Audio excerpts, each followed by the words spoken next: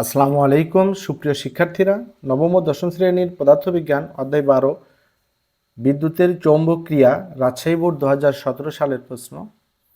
তো এ প্রশ্নে আমরা সর্বপ্রথম ক ও খ নং প্রশ্নের সমাধান আগে দেখব, তারপর আমরা আমাদের যে ম্যাথটি আছে গ এবং ঘ নং, এটি আমরা সমস্যাটি সমাধান করব। তো ক নং প্রশ্ন আছে ইসিজি এর পূর্ণরূপ কি? তো ইসিজি এর পূর্ণরূপ হলো ইলেকট্রোকার্ডিওগ্রাম। তো ইসিজি এর পূর্ণরূপ হলো ইলেকট্রোকার্ডিওগ্রাম।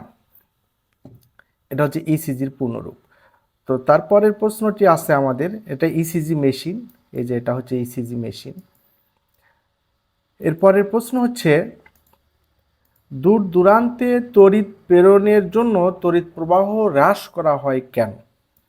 তো এই প্রশ্নের সমাধানটি তোমরা এভাবে দেখো যে আমরা জানি বিদ্যুৎ কেন্দ্রে বিদ্যুৎ শক্তি নিম্ন ভোল্টেজে উৎপাদন করা হয়, অর্থাৎ যেখানে বিদ্যুৎ, এই যে আমাদের যে বিদ্যুৎ কেন্দ্র দেখতে পাচ্ছ, এই বিদ্যুৎ কেন্দ্রে বিদ্যুৎ প্রথম যেখানে উৎপন্ন করা হয় সেখানে অত্যন্ত নিম্ন ভোল্টেজে উৎপাদন করা হয়।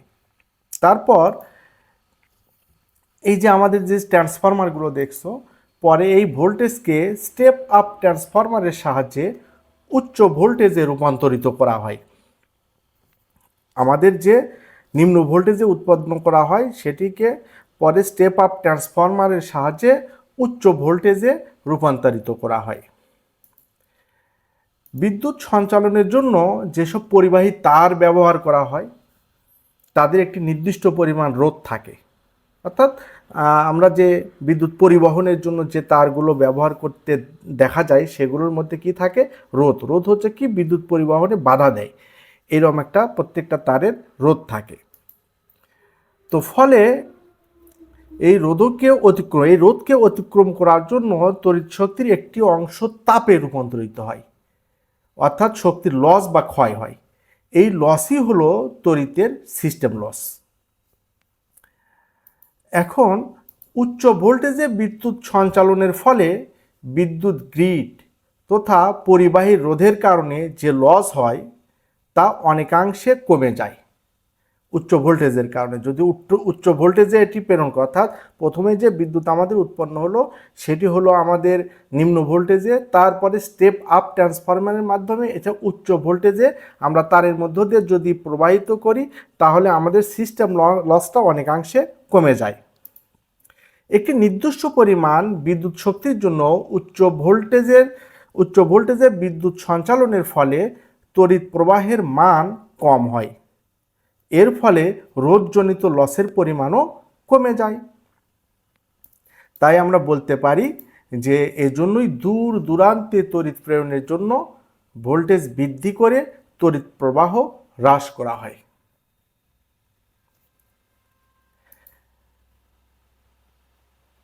এরপরে আমাদের আছে গ নং প্রশ্ন।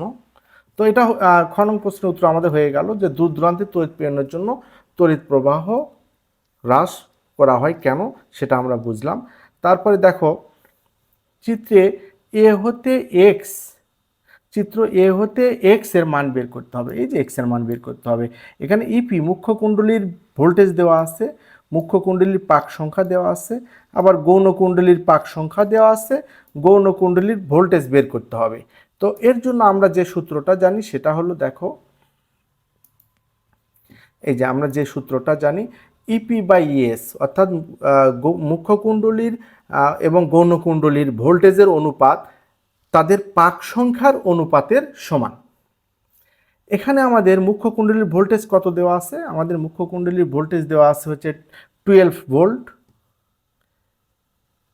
আর মুখ্য কুণ্ডলীর পাক সংখ্যা দেওয়া আছে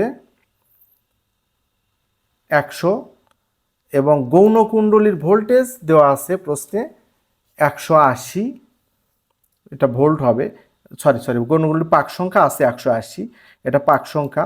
আর গৌণ কুণ্ডলীর ভোল্টেজ আমাদের বের করতে হবে, গৌণ কুণ্ডলীর ভোল্টেজ অর্থাৎ ইএস আমাদের বের করতে হবে। তো ইএস হচ্ছে এক্স ধরে নিছি, প্রশ্নে বলা হয়েছে যে ইএস গৌণকুণ্ডলীর ভোল্টেজকে এক্স বলা হয়েছে। তো আমরা এই মানগুলো বসিয়ে দিলেই দেখো এখানে ইএসটা রেখে ইপি দ্বারা এনএসকে গুণ করব এবং এনপি দ্বারা ভাগ করব। তো এটা আড়াআড়ি গুণ করলে আমরা পাই ES equal EP into NS by NP. এখানে আমরা মানটি বসিয়ে দিলে 12 ভোল্টকে যদি 180 দ্বারা গুণ করি এবং তাকে যদি এনপি এর মান 100 দ্বারা ভাগ করি তাহলে আমরা এক্স এর মান পাবো 21.6 ভোল্ট। এটি হচ্ছে আমাদের গৌণকুণ্ডলীর অর্থাৎ চিত্র এ হতে এক্স এর মান অর্থাৎ গৌণকুণ্ডলীর ভোল্টেজ 21.6 ভোল্ট। এরপর সর্বশেষ প্রশ্নটি হচ্ছে আমাদের ঘ নং প্রশ্ন। এখানে বলা হচ্ছে এক্স এর প্রাপ্ত মান দ্বারা চিত্র বি এর বাল্বগুলো একত্রে জ্বালালে সর্বোচ্চ পরিমাণ আলো পাওয়া সম্ভব কিনা গাণিতিক বিশ্লেষণের মাধ্যমে তোমার মতামত দাও। তো এটার জন্য আমরা এখানে দেখো যে এই বি চিত্রে একটা বর্তনীতে 3টি বাল্ব লাগানো আছে। একটি হচ্ছে 40 ওয়াট, এর মধ্যে রোধ আছে 11 অর্থাৎ 11.664 ওহম এবং দ্বিতীয় বাল্বে এটার ক্ষমতা হচ্ছে 60 ওয়াট, এখানে রোধ আছে 7.776 ওহম এবং তৃতীয় বাল্বের ক্ষমতা হচ্ছে 100 ওয়াট আর এর মধ্যে রোধ আছে হচ্ছে 4.665 ওহম। তো এখন বলা হচ্ছে যে এই বাল্বগুলো যদি আমাদের যে এই যে এখানে যে আমাদের ট্রান্সফরমারটি আছে এটার যে মান আমরা পাইতেছি এক্স এর মান আমরা কত পাইতেছি গ থেকে প্রাপ্ত মান কত ভোল্ট পেলাম আমরা দেখি। গ থেকে প্রাপ্ত এক্স এর মান পেলাম 21.6 ভোল্ট। এখানে প্রথম বাল্বের ক্ষমতা 40 ওয়াট এবং রোধ হচ্ছে 11 অর্থাৎ 11.664 ওহম। এখন আমরা প্রথম বাল্বের প্রবাহ মাত্রা, প্রথম বাল্বতে যেহেতু বাল্বগুলো সমান্তরালে লাগানো আছে তাহলে প্রত্যেকটার মধ্যে আলাদা আলাদা প্রবাহ মাত্রা আছে। তো এই প্রবাহ মাত্রা বের করব। এখানে আমরা পাইতেছি হচ্ছে ক্ষমতা এবং রোধ। ক্ষমতা এবং রোধ দেওয়া থাকলে আমরা প্রবাহ মাত্রা আই বের করতে পারি √P/R এই সূত্রটি দ্বারা। তো যেহেতু এখানে প্রথম বাল্বের জন্য আমরা ক্ষমতাকে ধরেছি P1 এবং রোধকে ধরেছি R1, তাই এর মধ্যে দিয়ে প্রবাহিত প্রবাহ মাত্রা I1 ইকুয়াল হবে √P1/R1। তো এখানে P1 40 বা 40 আর এটার দ্বারা ভাগ করে রুট করলে আমরা 1.85 অ্যাম্পিয়ার পাবো প্রথম বাল্বের মধ্য দিয়ে প্রয়োজনীয় প্রবাহ মাত্রা। সেম একইভাবে আমরা দ্বিতীয় বাল্বের ক্ষমতা পাচ্ছি 60 ওয়াট এবং রোধ পাচ্ছি হচ্ছে 7.776 ওহম। এটার মধ্য দিয়েও প্রয়োজনীয় প্রবাহ মাত্রা আমরা আলাদা করে বের করে নিতে পারবো, অর্থাৎ I2 ইকুয়াল √P2/R2। এখানে আমরা দ্বিতীয় বাল্বের ক্ষমতা 60 ওয়াট এটা বসিয়ে দিয়ে এবং রোধ আছে 7.776 এটা ভাগ করে বর্গমূল করলে 2.78 দ্বিতীয় বাল্বের মধ্য দিয়ে প্রবাহিত প্রবাহ মাত্রা পেলাম। এরকম করে তৃতীয় বাল্বের মধ্য দিয়েও আমরা প্রবাহ মাত্রা বের করতে পারবো, কারণ তৃতীয় বাল্বের এখানে ক্ষমতা আছে 100 ওয়াট আর রোধ আছে 4.665 ওহম। তৃতীয় বাল্বের মধ্য দিয়ে প্রয়োজনীয় প্রবাহ মাত্রা হবে I3 ইকুয়াল √P3/R3। তো এখানে P3 অর্থাৎ ক্ষমতা হচ্ছে 100 ওয়াট এবং রোধ হচ্ছে 4.665 ওহম। তাহলে এখানে আমরা ভাগ করে বর্গমূল করলে 4.63 অ্যাম্পিয়ার পাবো। তাহলে বর্তনীতে আমাদের প্রয়োজনীয় প্রবাহ মাত্রা আমরা কত পাচ্ছি? বর্তনীতে প্রয়োজনীয় প্রবাহ মাত্রা আমরা 3টা যোগ করে দিব।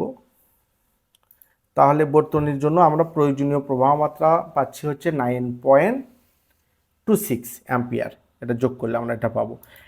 এখানে লক্ষ্য করো বর্তনীতে যে আমাদের 3টা বাল্ব লাগানো ছিল এই 3টা বাল্বের মধ্য দিয়ে প্রয়োজনীয় প্রবাহ মাত্রা আমরা কত পেলাম? আমরা এই যে যোগ করে যে মানটি পেলাম প্রয়োজনীয় প্রবাহ 9.26 পেলাম না? সরি, একটু দেখে নিই, আমরা এই মাত্রাতে করলাম। এই যে আমরা যোগ করে কত পেলাম? 9.26। তাহলে এই 3টা বাল্বের মধ্য দিয়ে আমাদের প্রবাহ মাত্রা প্রয়োজন 9.26।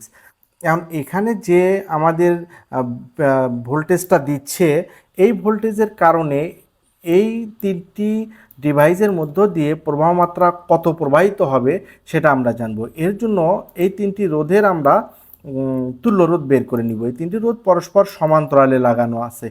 যেহেতু বর্তনীতে রোধগুলো সমান্তরালে লাগানো আছে, তাই এর তুল্য রোধ হবে RP. 1/RP equal 1/R1 plus 1/R2 plus 1/R3।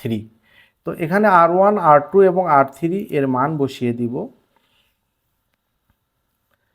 এই মানটা বসিয়ে দিয়ে আমাদের দেখো R1 এর মান আছে 11.664, R2 এর মান আছে 7.666 এবং R3 এর মান হচ্ছে 4.665। তো এগুলো আমরা বের করে ক্যালকুলেটর দিয়ে বের করব। বের করে সেটাকে আবার, যেহেতু এখানে 1/RP আছে, তাহলে যদি শুধু আরপি বের করতে চাই, তাহলে এটাকে, এই মানটা বের করে এটাকে আবার ইনভার্স 1 করে দিতে হবে। তাহলে আমরা এখানে কি মান পেয়ে যাব? আরপি এর মান পেয়ে যাব। তো আরপি এর মান আমরা কি পাবো? 2.333 ওহম। এটা আমরা ক্যালকুলেটর দিয়ে বের করে নিব। তো এখন আমাদের গ থেকে আমরা যে ট্রান্সফরমার থেকে যে আমরা গৌণকুণ্ডলী ভোল্টেজ পাচ্ছি, এই 21.6 ভোল্ট, এই 21.6 ভোল্ট যদি আমরা বি বর্তনীতে সংযুক্ত দেই, তাহলে এখানে প্রবাহ মাত্রা, বর্তনী প্রবাহ মাত্রা প্রয়োজন। আমরা জানি আই ইকুয়াল, অর্থাৎ ভি ইকুয়াল আইআর, এই সূত্র আমরা জানি, ভি ইকুয়াল আইআর। তো ভি এর পরিবর্তে আমরা ই বসিয়ে দিতে পারি। ই হচ্ছে তড়িৎচালক শক্তি। তাহলে আই ইকুয়াল কি হবে? আই ইকুয়াল হবে E by R, E by আর। তো এখানে আই প্রাইম ধরে নিচ্ছি আমি, তাহলে ই কে আমরা ইএস ধরছি এখানে, অর্থাৎ গৌণকুণ্ডলী ভোল্টেজ যেহেতু। আর এখানে আমরা আরপি, তিনটা ডিভাইস অর্থাৎ তিনটা রোধ সমান্তরালে লাগানোর ক্ষেত্রে এখানে আমরা তুল্য রোধ পেলাম 2.33 ওহম। তো আমরা ভোল্টেজকে যদি 2.33 ওহম অর্থাৎ রোধ দ্বারা ভাগ করি, তাহলে পাই 9.26 অ্যাম্পিয়ার। আবার আমরা তিনটা ডিভাইসের মধ্যে, অর্থাৎ এই যে আমাদের যে তিনটা বাল্ব লাগানো ছিল, এর মধ্যে প্রয়োজনীয় প্রবাহ মাত্রা আমরা পেয়েছিলাম এই যে 9.26 অ্যাম্পিয়ার। তাহলে এই 9.26 অ্যাম্পিয়ার, আবার আমরা যে এখানে ভোল্টেজটা দিতেছি তার জন্য সৃষ্টি হচ্ছে 9.26 অ্যাম্পিয়ার প্রবাহ মাত্রা, যার কারণে প্রয়োজনীয় প্রবাহ মাত্রা আর এখানে সৃষ্ট প্রবাহ মাত্রা পরস্পর সমান। তাই বলা যায় এক্স এর প্রাপ্ত মান দ্বারা চিত্র বি এর বাল্বগুলো একত্রে জ্বালালে সর্বোচ্চ পরিমাণ আলো পাওয়া যাবে। অর্থাৎ আমাদের এ এর থেকে যে আউটপুট ভোল্টেজটা পাবো, সেটা দ্বারা বি বর্তনীটি ভালোভাবে চালানো যাবে। সেম প্রবাহ মাত্রা হয়েছে।